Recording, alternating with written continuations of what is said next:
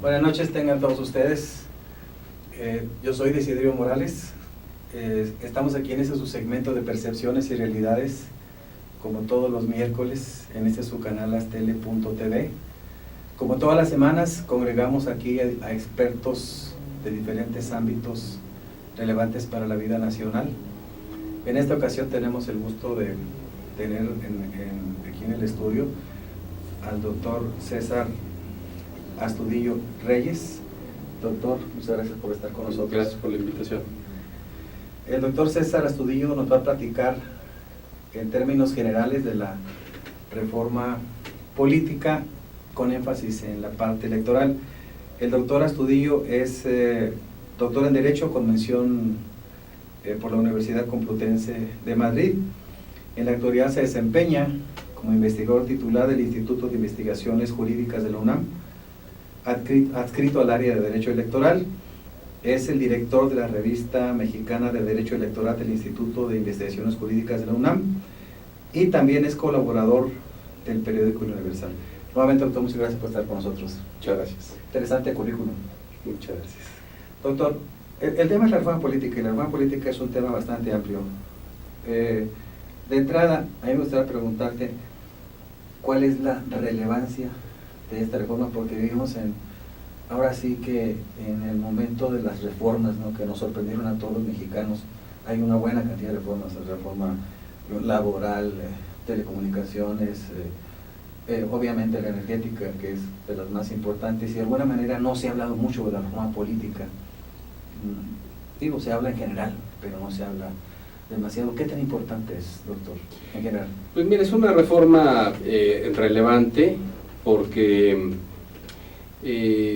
entra a redefinir algunos temas que habían estado ya muy discutidos en el pasado, pero sobre el cual no se habían tomado algunas decisiones. Esta reforma política es político-electoral. Ya. Es decir, es una reforma que tiene un contenido político de rediseño de la arquitectura política del Estado mexicano, de la arquitectura del poder, y por otro lado es una reforma electoral porque redefine también no solo la institución o las instituciones electorales, sino también las reglas de acceso al poder. Dos ámbitos, dos pistas. Dos ámbitos. Político, ¿qué es más relevante? Así es. Mira, las dos son más relevantes. Lo cierto es que no es que sea lo más relevante, sino que lo más inmediato es la electoral, porque la electoral tiene plazos perentorios. De hecho, estamos más o menos a 1 mes y 5 días para que se termine el periodo que estableció el transitorio para la promulgación de distintas leyes electorales, que de hecho entiendo que ayer la fracción parlamentaria del PRI en el Senado de la República ya presentó sus propuestas de ley. La semana pasada también el PRD hizo lo propio. El tiempo apremia y la reforma política, digamos, va a empezar a operar, no de manera inmediata, va a empezar a operar en muchos de sus contenidos hasta el 2018, incluso algunos hasta el 2024, pero trae cosas muy importantes. Por ejemplo, entre los temas que yo acabo de señalar que ya estaban muy discutidos pero no decididos está el tema de la reelección de legisladores y la reelección también de alcaldes. ¿Esa va a empezar a operar a partir de cuándo? Esa empieza a operar en el 2018. Ok. Esa empieza a operar en el 2018. ¿Qué va a ser para diputados federales, senadores de la República, diputados en los estados y ayuntamientos? O sea, es decir, ahorita estamos en una legislatura que termina en el 2000. Termina en el 2018, aun cuando sustituimos a los diputados en el 2015. Así es, ok. ¿No? Digamos, es para la siguiente legislatura. Es para la siguiente legislatura. En los estados es distinto porque cada uno va a depender de cuándo entre en vigor esta reforma y cuándo realicen las reformas pertinentes ellos mismos. Ya. Entonces son tiempos distintos. Pero esa es una parte muy relevante. Es una parte muy relevante también la transformación de la Procuraduría General de la República en Fiscalía General de la República como órgano constitucional, claro, autónomo. Se modifica la fecha de la elección presidencial, la fecha de toma de posesión, es decir, hay todo un conjunto de elementos muy relevantes en la parte de rediseño institucional. Se fortalecen facultades del Senado de la República, de la Cámara de Diputados, y también como la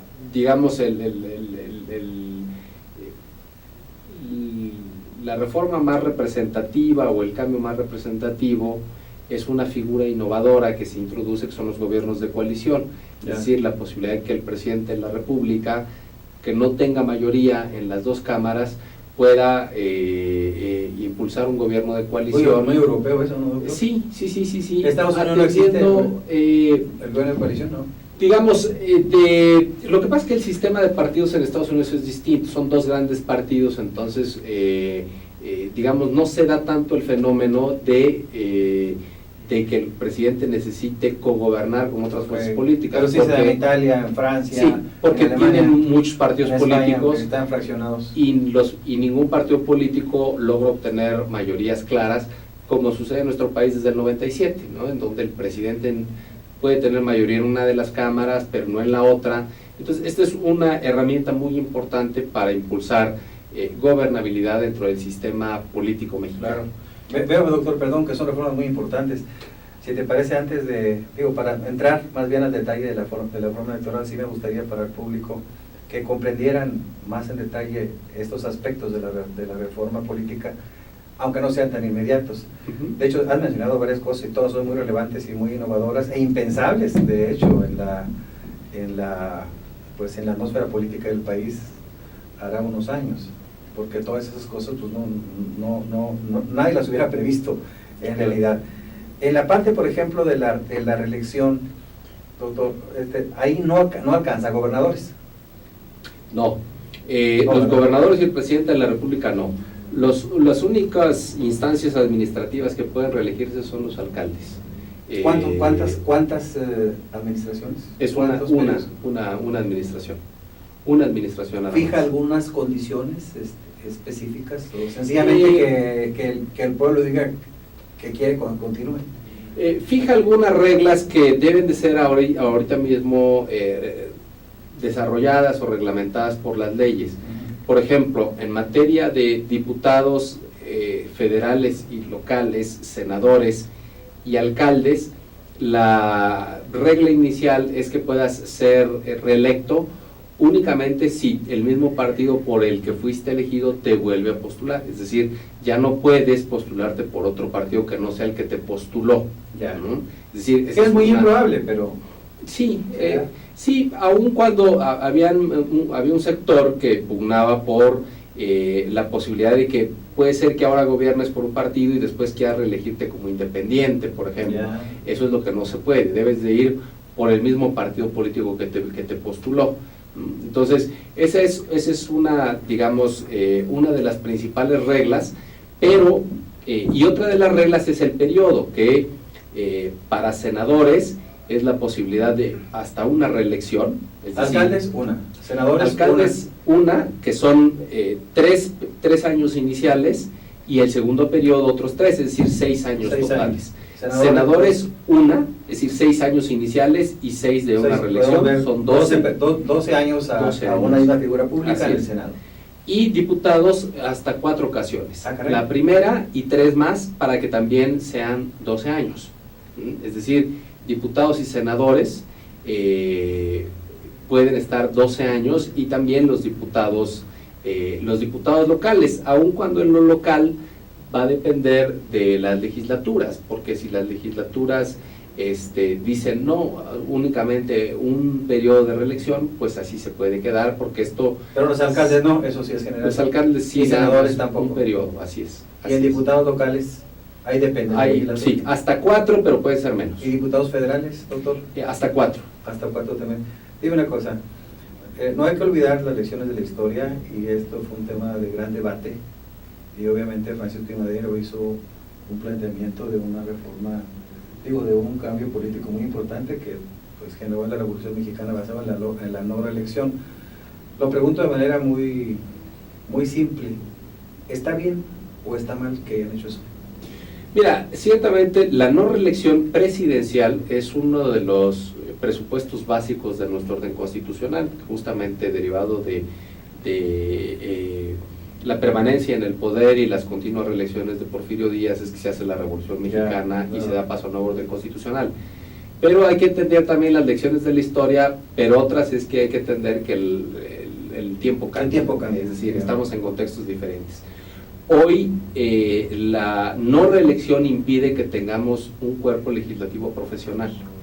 Es decir, no permitimos que los legisladores se profesionalicen realmente en su labor, y a veces cuando son principiantes la curva de aprendizaje les pega, y al segundo año, cuando aprendieron a hacer su trabajo, pues ya se están despidiendo porque al tercer año se acaba la legislatura. Entonces, bien entendida, la reelección es una posibilidad para profesionalizar el cuerpo legislativo, para tener legisladores de mayor calidad, para tener cada vez más expertos en temas muy puntuales. Y también lo que le debe quedar claro al público es que el hecho de que tengan la posibilidad de reelegirse no quiere decir que sea automático. La posibilidad de reelección únicamente les permite que, siendo actualmente diputados, senadores o alcaldes, vuelvan a competir frente a otros candidatos de otros partidos políticos. Por ejemplo, si hay un candidato si hay un alcalde del Partido de Acción Nacional, lo que va a implicar la reelección es que él contienda por el Partido de Acción Nacional, pero al lado de él van a estar el que contiende por el PRI, el que contiende por el PRD, el que contiende por el Verde, y si le ganan, pues no se reeligió y quiere decir que algo hizo mal.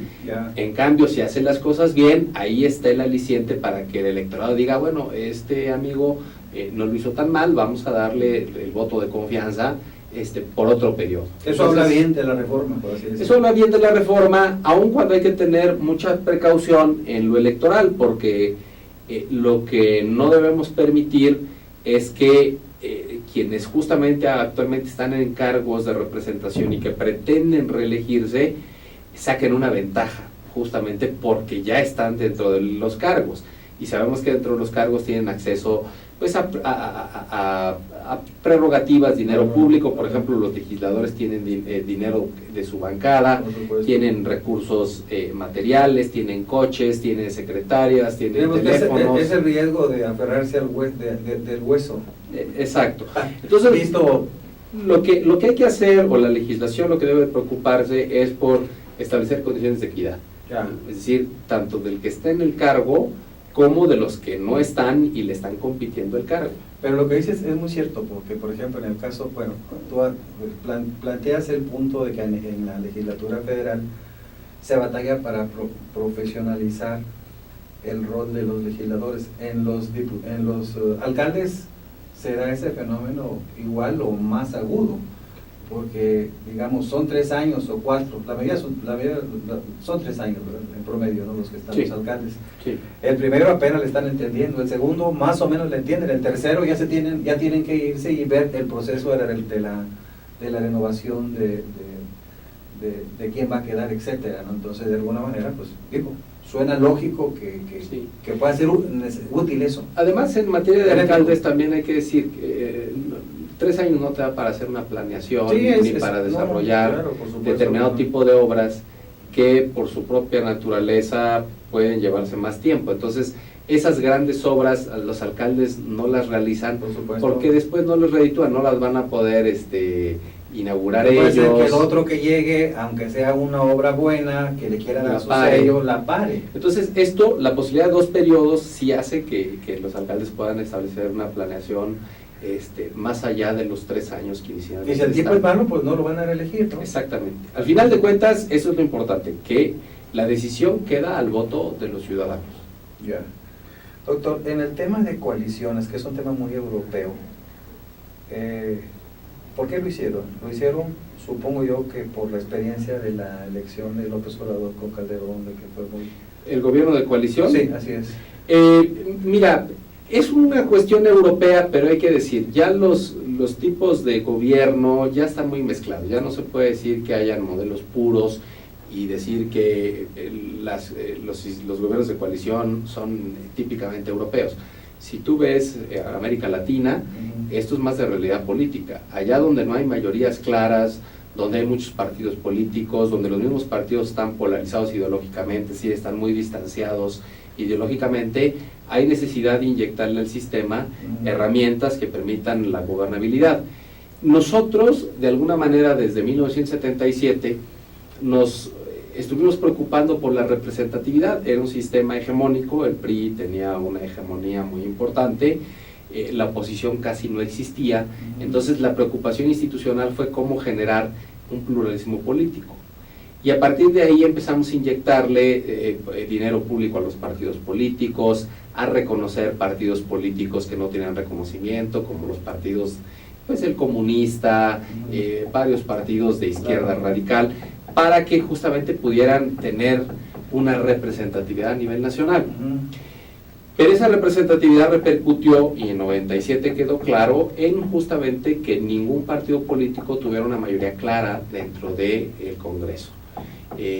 Por ejemplo, Calderón tuvo una mayoría en el Senado de la República, pero no la tenía en la Cámara de Diputados, por ejemplo. A Fox le pasó algo parecido. Entonces, incluso a Zedillo, pues, no, es la parte final de Zedillo, los últimos 3 años, ella no tuvo mayoría en la Cámara de Diputados y sí en el Senado. Entonces, de lo que se trata es de ver cómo, aunque seamos un país que ya se reconoce como plural desde el punto de vista político, ¿qué herramientas incorporar para garantizar también que ese pluralismo sea gobernable? Es decir, que no esta multiplicidad de partidos, multiplicidad de ópticas políticas impidan los acuerdos políticos. Y en ese sentido el gobierno de coalición es un gobierno que te permite hacer eso. Hay que decirlo, nosotros lo hicimos a la mexicana, como muchas cosas. Claro. Los gobiernos de coalición son básicamente gobiernos en donde hay un acuerdo político que incluso no queda nada escrito. ¿No? Hablan los líderes de los partidos, sientan bases, sientan bases, eso sí, a veces construyen un programa de gobierno conjunto y a partir de ahí gobiernan. Entonces, es la cultura política. Se reparten las posiciones políticas, digamos. En ocasiones sí. Que si fuera, por ejemplo, un gobierno de coalición a nivel nacional, que no conocemos ese caso, obviamente, hablaríamos de que, digamos, si gana un partido X, el PRI, al PRD le daría una secretaría, al PAN otra, ¿así sería? Mira, depende. Justamente cuando haces gobierno de coalición, unes esfuerzos políticos. La idea es que sean partidos que sean cercanos ideológicamente, es decir, sí sería aquí un poco extraño ver que se coaligaran determinados partidos políticos, por ejemplo, ¿no? Debe haber afinidad ideológica, y esa afinidad ideológica lleva también a que pueda haber un programa de gobierno común. Ese programa de gobierno común, muchas veces, para que exista el acuerdo, digamos, el que va a encabezar ese gobierno de coalición negocia posiciones, ¿no? Y puede negociar,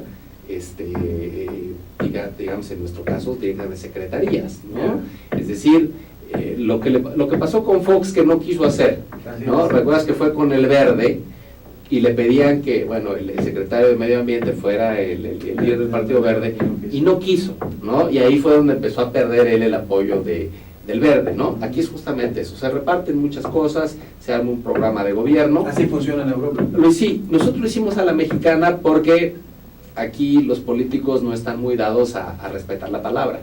Entonces, ¿qué se hizo? Hay necesidad de escribirlo y firmarlo, ¿no? Es decir, el presidente ve con qué partidos va a armar la coalición, hay necesidad de que se signe un programa conjunto, y ese programa conjunto y el gabinete, ¿sí?, deben ser aprobados por el Congreso, deben pasar a la aprobación del Congreso. Se le da más institucionalidad, pero repito, en el fondo es producto de esta falta de respeto a los acuerdos políticos. ¿Se podría dar, doctor, también a nivel de municipios y de estados, de gobernadores? Sí se puede dar. Yo creo que... ¿Lo permite el esquema? Lo permite el esquema. Pero tendría que validar. No, la Constitución no obliga a introducir este esquema en los estados, pero cualquier estado que quiera incorporarlo por su propia voluntad lo puede incorporar, porque lo mismo que pasa a nivel nacional se reproduce a nivel de los estados. Es decir, hay mucha dispersión política y hay necesidad de un instrumento de esta naturaleza. Así es. ¿Qué otra cosa, doctor? Lo de el cambio de la PGR. Bueno, perdón, este gobierno de coalición operaría hasta 2018 también, ¿verdad? La reelección sí. No, el gobierno de coalición.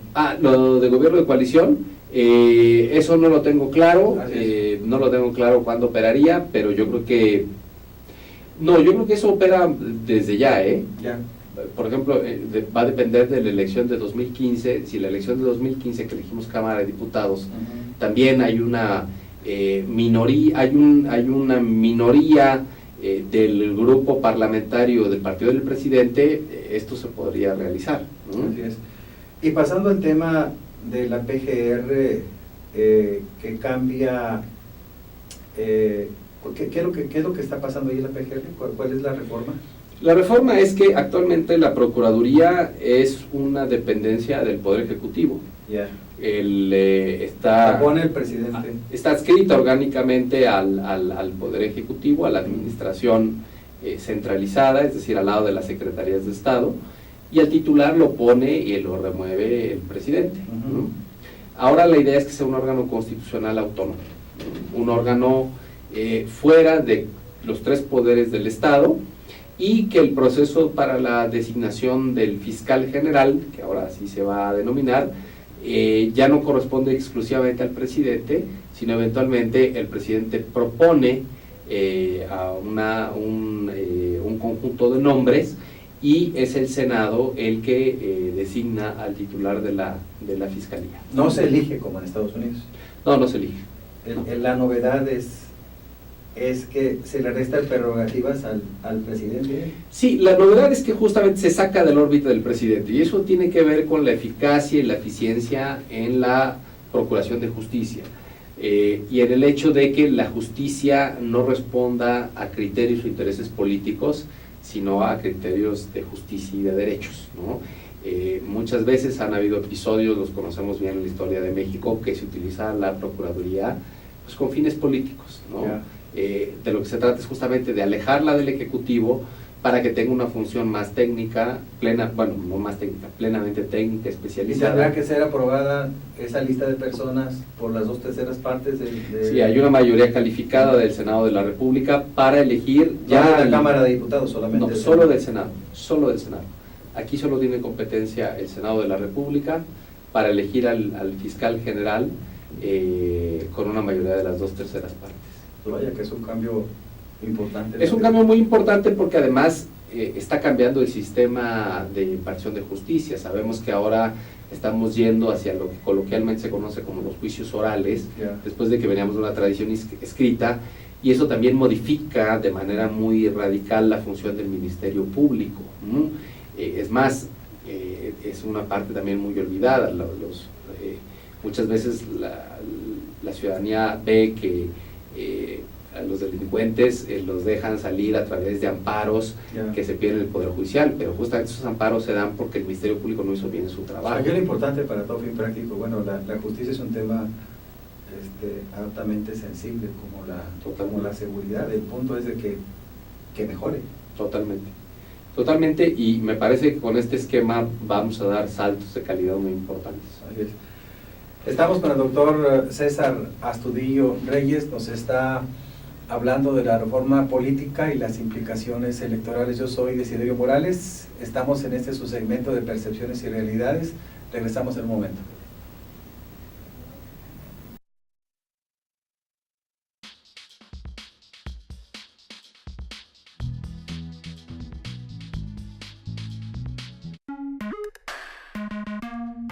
Durante 7 décadas, Deiman ha desarrollado una amplia gama de colorantes, saborizantes y productos semipreparados que satisfacen los requerimientos de la industria de alimentos, así como las necesidades y gustos de los clientes y consumidores a nivel nacional e internacional.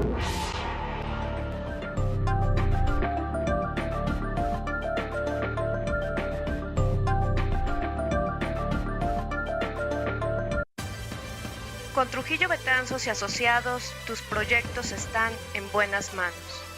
Trujillo Betanzos y Asociados te ofrece servicios de fe pública en materia mercantil, asesoría legal, contable, fiscal y de negocios, litigio civil y mercantil, evaluación y asesoría financiera y área académica, porque nuestros clientes son nuestros mejores amigos. Zamudio y Asociados, despacho jurídico y contable, sociedad dedicada a la consultoría administrativa, contable, fiscal y legal. Ofrecemos una amplia gama de servicios entre los que se encuentran contabilidad general, asesoría legal, registros de marca, auditoría financiera y fiscal, entre otros. Nuestros servicios son un importante apoyo para nuestros clientes, por lo que nuestro personal conjuga formación académica y experiencia, además de tener una constante actualización y capacitación. Nuestra experiencia nos respalda como una sociedad seria y que atiende a diferentes sectores productivos. Contamos con alianzas estratégicas con profesionales especializados para garantizarle los mejores resultados.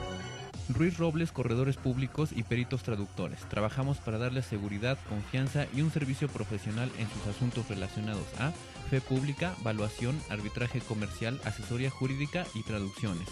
Para nosotros lo más importante es su satisfacción, brindándole además la asesoría jurídica necesaria en su negocio, con un equipo de profesionales capacitados para prevenir y resolver situaciones de riesgo en su empresa. Le aseguramos una asistencia profesional personalizada y humana a quien consideramos más importante, el cliente, porque las oportunidades pequeñas son el principio de las grandes empresas.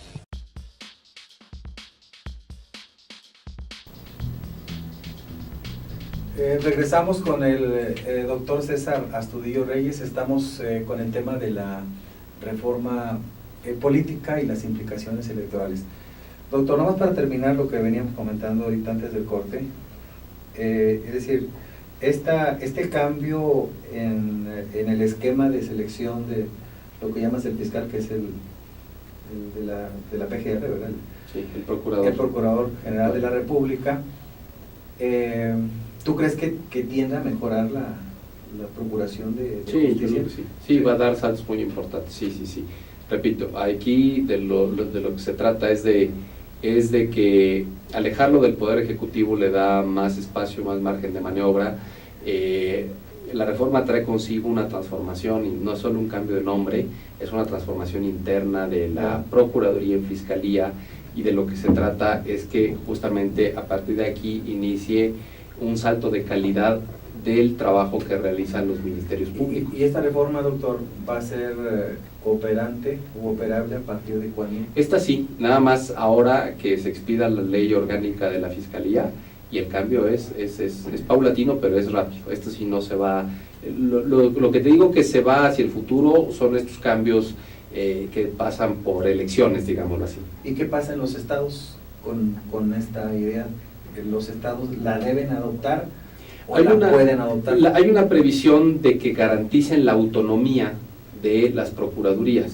Es decir, se pueden quedar como procuradurías. Pero hay una exigencia de que cambien el esquema. Sí, porque, repito, dice el 116 que deben garantizar su autonomía, y eso ya la separa del Poder Ejecutivo. Ya. O sea, se pueden quedar con los mismos nombres, pero ya deben estar separadas del Poder Ejecutivo. Toda suerte que se va a seguir un esquema similar en los estados, lo que también es muy, muy bueno. Habrá también, según entiendo, una fiscalía de delitos electorales. Bueno, esa siempre hay. Sí. Pero ¿hay alguna novedad ahí? La reforma justamente incorpora que esta fiscalía, la Fiscalía General, se compone de múltiples fiscalías especializadas, pero puntualizó dos: la Fiscalía Anticorrupción y la Fiscalía Especializada en la Persecución de Delitos Electorales. Es la misma, digamos, actualmente existe una fiscalía, ¿no?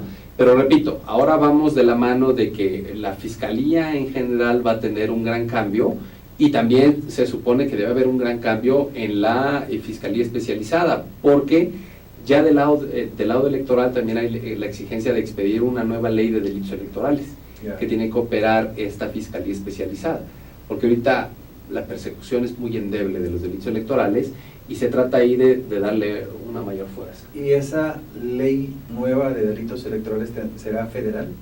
Sí, es una ley federal y que después tiene que bajar a los estados también. ¿Y la van a sacar cuándo, doctor? El transitorio maneja que distintas leyes electorales, la de partidos políticos, la de instituciones electorales, la de procesos electorales y la de delitos electorales, deban estar aprobadas el 30 de abril, a más tardar, es decir, a finales del próximo mes. Bueno, pues va a haber una diarrea legislativa. Pues sí, porque además Están las leyes secundarias, está todo... están las leyes secundarias de las otras reformas. Justo. Así es. Bueno, entramos ya a lo que es el tema ahora sí electoral, ¿no? Propiamente hablando. En la primera parte del programa hicimos énfasis en la parte política. En la parte electoral, doctor, así viendo una vista aérea por encima, ¿cuáles son los cambios más importantes? De hecho, comentaste algo al principio, pero ¿lo podrías repetir, por favor? Sí, el cambio más relevante yo creo es el que tiene que ver con el modelo de organización de las elecciones. Así es. El cambio más evidente es el que transforma al Instituto Federal Electoral en Instituto Nacional Electoral. Actualmente el IFE tenía, desde su nacimiento hasta ahora, una competencia exclusiva para organizar los procesos electorales federales y coadyuvaba en algunas cuestiones muy puntuales con los estados. Por ejemplo, el IFE gestiona el padrón electoral, las listas nominales de electores, las credenciales para votar, que se utilizan en las elecciones de los estados. Entonces, era un producto del IFE que se utiliza en los estados. O de la reforma de 2007, la administración del modelo de comunicación política, toda la administración de los spots, de los partidos políticos, de las instituciones, de los candidatos, también es una atribución que está en manos exclusivas del IFE y que coadyuva con los estados para que también los estados tengan espacios en radio y televisión. Fuera de esto, cada quien se hacía cargo de sus elecciones. El IFE de las suyas, los órganos electorales de los estados de las suyas también. Ahora el cambio es que se crea un instituto nacional que inicialmente tiene competencia en los dos procesos electorales, en los federales, pero ahora tiene en los locales. Entonces, digamos, cuando se cumplan ciertos supuestos, se puede meter a organizar las elecciones de los estados. Entonces, ese es un cambio muy relevante. ¿Eso está bien? Así está la reforma, a mí no me convence. A mí porque no me convence le restas también, digamos, autonomía a los ámbitos estatales. Sí, justo. Se trataba de, al menos eso decían quienes impulsaron esta reforma, se trataba de evitar la injerencia que los gobernadores están teniendo en los órganos electorales de los estados. Hay que decir que si esa es la lógica, hay que nacionalizar todo porque tienen una injerencia en todos lados, es decir, se meten en todos los órganos. Es más, se meten y hasta en algunos estados administran o toman decisiones en los partidos políticos de oposición.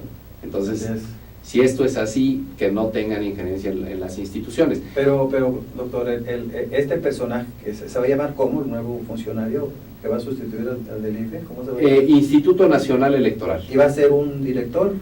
No, va a ser un esquema muy similar. ¿Cómo se va a llamar el puesto ahí? Consejeros electorales, los del Consejo General. El que encabece es el consejero. Es el consejero presidente. Okay. Y actualmente el IFE tenía 9 consejeros, incluido el presidente. Y ahora sube a 11 consejeros, incluido el presidente. Pero va a ser una persona, por lo que comentas, de demasiado poder. Sí. Va a tener mucho más poder que el que tiene actualmente. Correcto. Sí, aun cuando los institutos electorales de los estados subsisten, es decir, siguen existiendo, tienen sus propias competencias para los procesos electorales de los estados. No los absorbe. No los absorbe, no. ¿Y cómo van a...? Pues esa es la pregunta de los 64,000, es decir, ¿cómo se van a compaginar? Es decir, ¿no? Tú eres Estado, te voy a quitar prerrogativas, te voy a quitar las posibilidades de la injerencia de los gobernadores, pero subsistes. Entonces, ¿cómo se van a poner de acuerdo? La Constitución trató de hacer una distribución competencial, pero quedó muy confusa. ¿Va a haber leyes secundarias o sí, algo así? son estas leyes a las que me referí, son leyes generales de instituciones electorales y de procedimientos electorales. Esa, doctor, va a ser una cena de negros. Sí, ahí deben de quedar muy bien definidas varias cosas que en la Constitución quedaron muy sueltas, porque por ejemplo, algunas atribuciones la Constitución directamente se las dio a los órganos electorales de los estados, pero otras las dejó en manos del INE, pero dice la Constitución que el Consejo General, por una mayoría de 8 votos de los 11 que tienen, puede delegar estas atribuciones en los estados o puede absorber las que previamente la Constitución ya le mandó a los estados. Te pongo un ejemplo, la cuestión de la fiscalización. La fiscalización ahora es nacional, antes no era nacional, cada órgano hacía su fiscalización y ahora es nacional. Ya. El IFE va a fiscalizar Ahí sí le quitó esa función a los estados, a las autoridades electorales Sí. estatales. pero con 8 votos de los 11 consejeros se la pueden volver a dar. Pueden decir, Instituto Electoral de Baja California, Pero de Guerrero, casuística, bajo un conjunto de parámetros que tiene que es decir, determinar en la un ley. estado determinado, no en general, no van a revertir el En un estado o lo pueden hacer con todos, así es. sí, pero deben de cumplirse ciertos supuestos o ciertas hipótesis, y esas son las que debe definir la ley. Para ti como experto, ¿lo que se hizo está bien o está mal? Esta parte. No está bien, no está bien, está muy confuso. Ya. Al menos lo que quedó en la Constitución, yo no lo comparto, porque las soluciones que se dieron no eran los remedios adecuados para combatir los problemas que se decían. Ahorita metieron, es una reforma parchezote. altamente confusa, Claro. en donde justamente conviven los dos, y hay muchas cosas que no nos han logrado responder. Por ejemplo, se le quita la atribución a los congresos de los estados para que elijan a los consejeros electorales, y eso los elige el INE, ¿no? Entonces, bueno, el INE va a más o menos designar a 7 consejeros por estado, ¿sí? Es decir, más o menos más de 220 Se van a consejeros. conocer. ¿Y ahorita cómo funciona? ¿Hay un director del IFE o un consejero del IFE? Es que a ver, el Ahora, IFE actualmente tiene presencia en las 32 entidades federativas, ya. con una junta, una junta ejecutiva, vocales ejecutivos, en cada uno de los estados. Es decir, hay 32 oficinas del IFE en cada uno de los estados. Que convive con las autoridades estatales. Sí. Y además en cada distrito electoral, que tenemos 300, hay una junta, cuando hay elecciones es un consejo distrital, en donde también el IFE ahí actúa. Ya. De tal suerte que el IFE está a nivel nacional, está en los 32 estados, está en los 300 distritos. Dentro de los estados hay una institución electoral que también, tiene sus correspondientes en los distritos, pero ya son distritos locales que no siempre guardan relación con los distritos federales, y también en los municipios. Entonces el problema es cómo vas a articular estos, primero, 3 niveles del IFE con los 3 niveles de los órganos electorales de los estados. ¿Cómo los vas a compaginar? Bueno, pienso, por ejemplo, doctor, en Oaxaca, sí, ¿no? En Veracruz, que tienen, en zonas que son, no solamente desde el punto de vista de seguridad, son zonas calientes, utilizando el adjetivo que se usa, ¿no? Sino también políticamente hablando. Y le darían esas capacidades a una superestructura federal, nacional. Claro. ¿Va a haber un problema?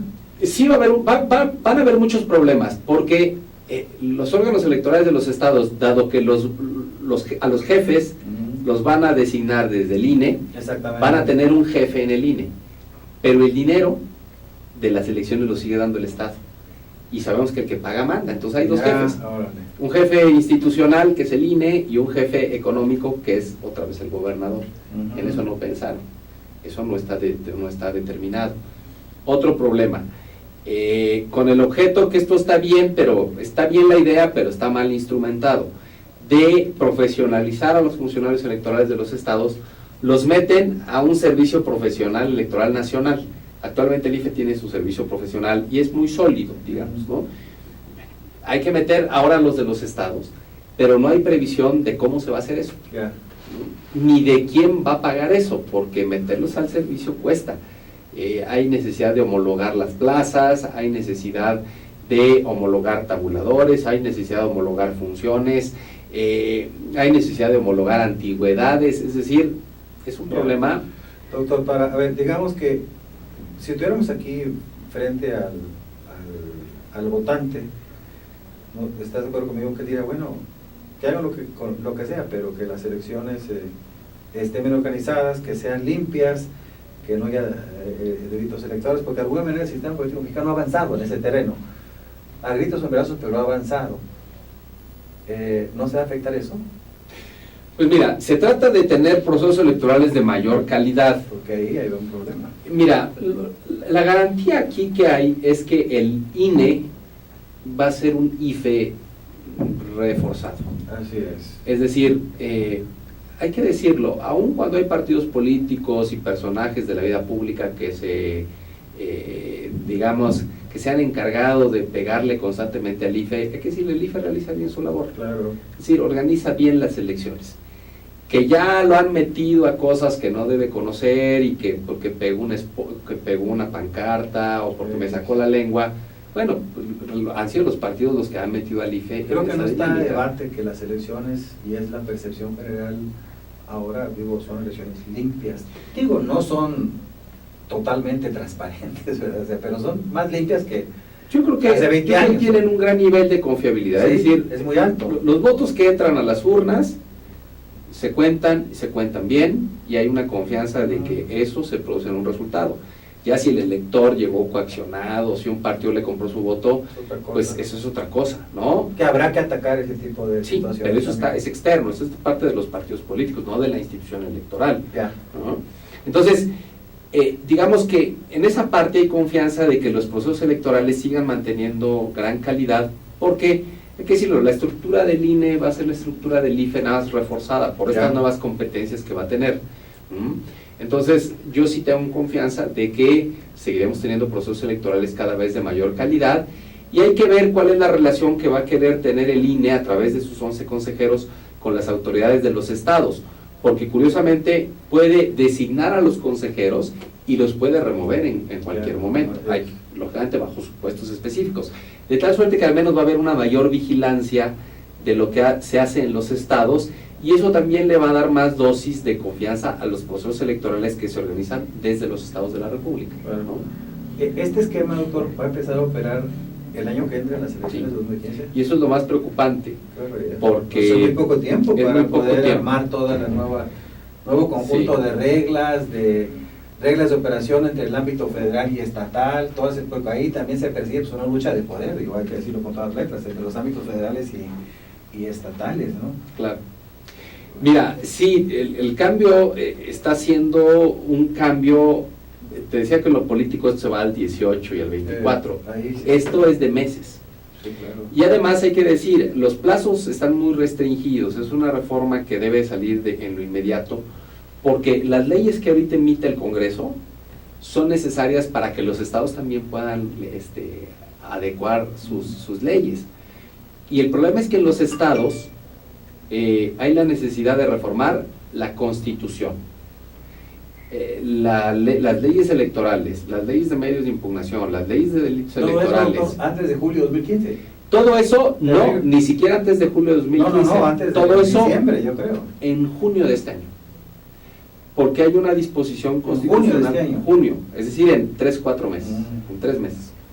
¿Por qué? Porque hay una disposición constitucional que para darle certeza a los procesos electorales dice que 90 días antes del inicio del proceso electoral no se pueden reformar las leyes electorales.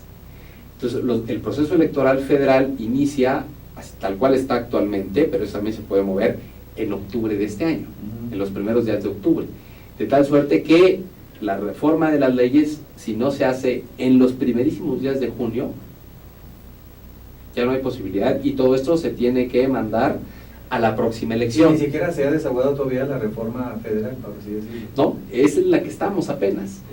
Y después también, el próximo año, en el 15, vamos a tener 17 elecciones que son coincidentes con la elección federal de diputados, dentro de las cuales 17 elecciones estatales, ok. 9 de gobernador, que no es menor, ¿no?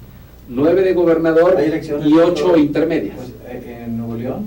Hay elecciones en Nuevo León, hay elecciones en Guerrero, hay un conjunto de elecciones de gobernador en el 15, ¿no? El 15, así es. Entonces, muchos de los estados, bueno, no muchos de los estados, todos estos estados necesitan ir con las leyes reformadas y con las instituciones electorales renovadas.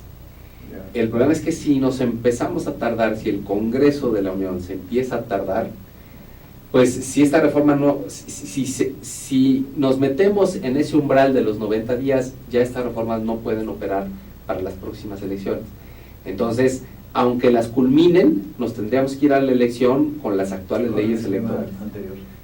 Y entonces la pregunta, si llega a ser ese caso, es pues, ¿para qué tanta prisa? Claro, Si al final nos íbamos a ir con las mismas leyes a las próximas elecciones, ¿no?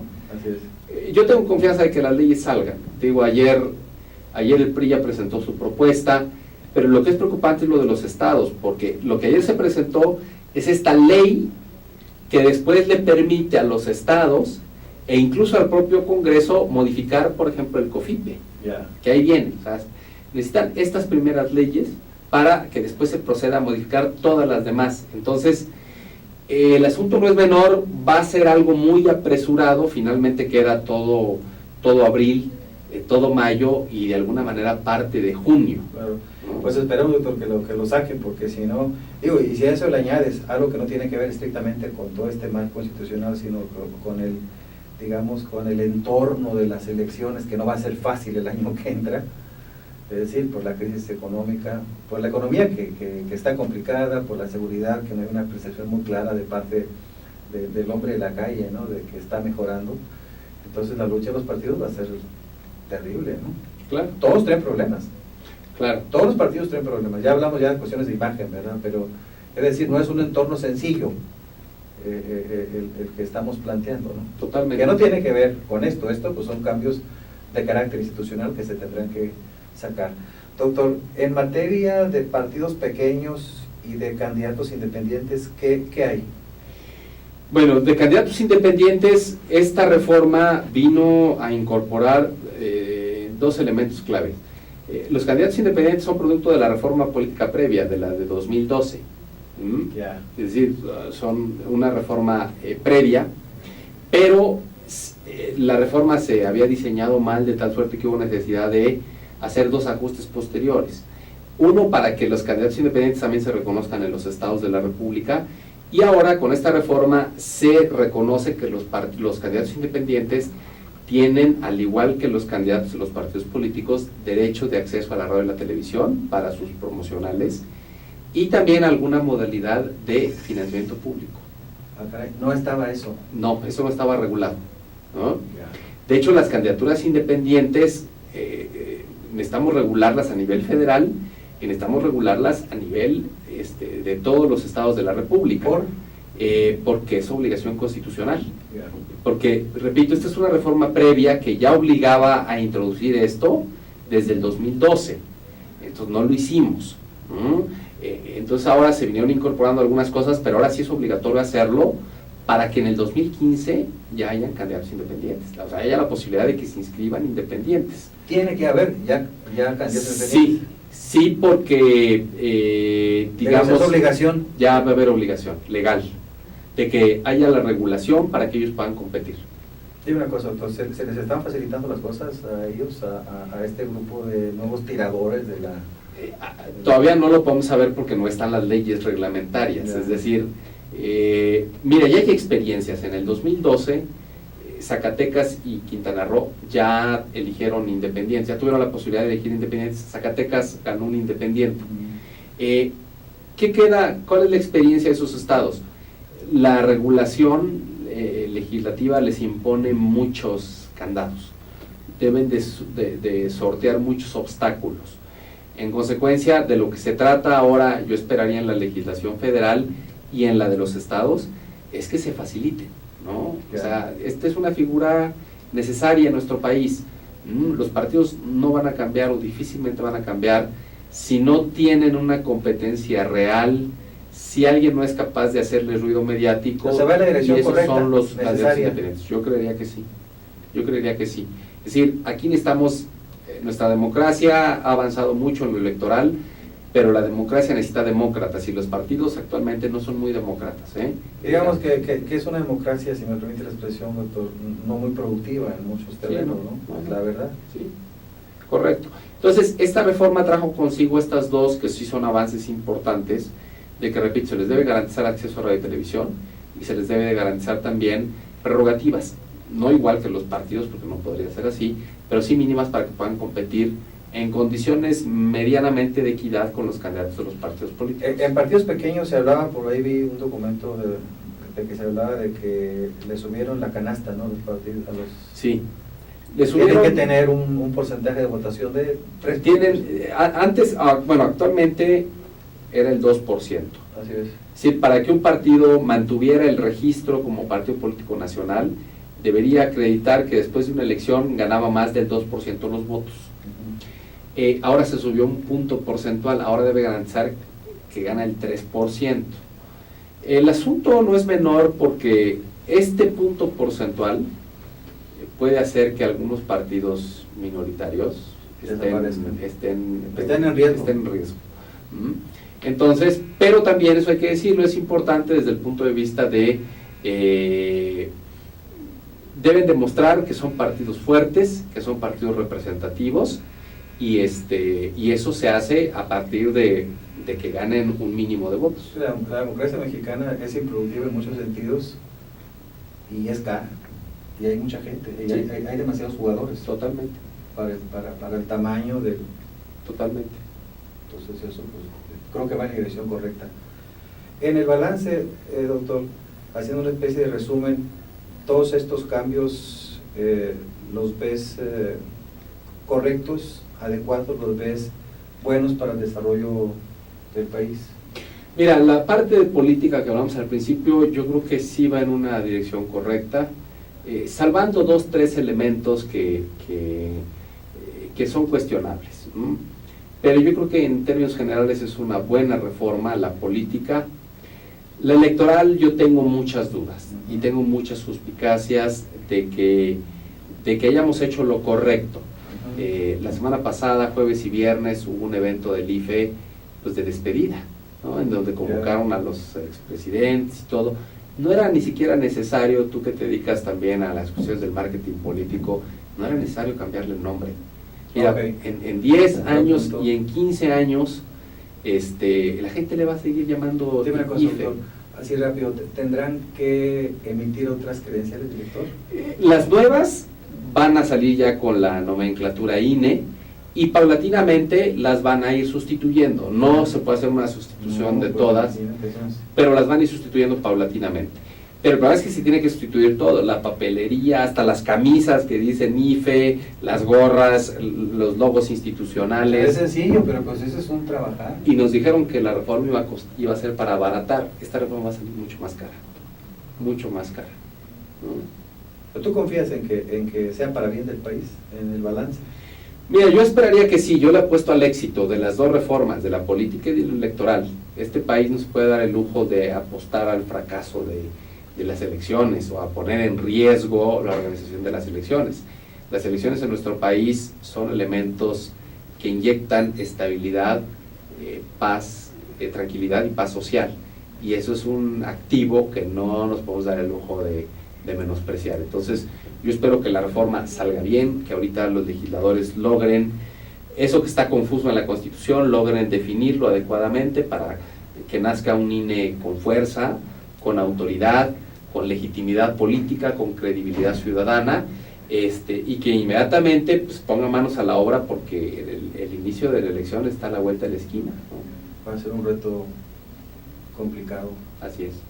Digamos que bueno, pues sí hemos tenido avances en los últimos 30 años atrás, el país nos ha cambiado. Totalmente. Y este es un paso más. Este es un paso más. Inmerso porque también en el esquema de la negociación y entre los partidos, que es lógico, ¿no? sí, porque esto hay que decirlo claramente. Esta es una reforma impulsada por el PAN y que fue de la mano de que al PRI le interesaba negociar la reforma energética. Es decir, ya lo han reconocido abiertamente. Fue la reforma política del PAN a cambio de la reforma energética del PRI. Y también por eso las prisas y también por eso algunas cosas que no quedaron ahí de lo mejor posible. El PRD no participó mucho aquí. No, sí, en la reforma política sí, ¿no? En la energética es la que no. Okay. No, Pero digamos, buena parte de lo que quedó de la reforma político-electoral, también el PRD lo compartía. Ya. Perfecto, doctor. Bueno, pues te agradezco mucho. Gracias. Ha sido una conversación muy interesante. Muchas gracias. Muy útil. Yo soy Desiderio Morales, estamos en este subsegmento de percepciones y realidades. Nos veremos por aquí la semana que entra, el próximo miércoles de 7 a 8 de la noche. Buenas noches.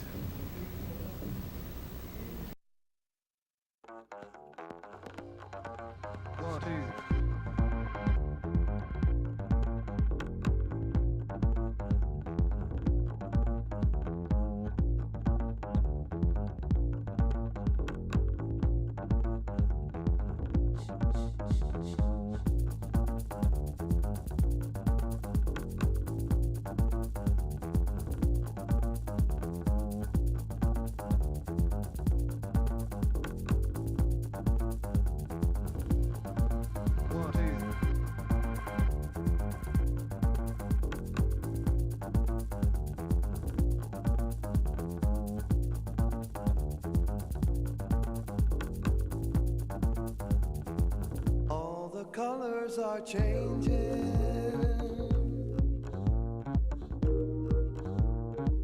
All the colors are changing.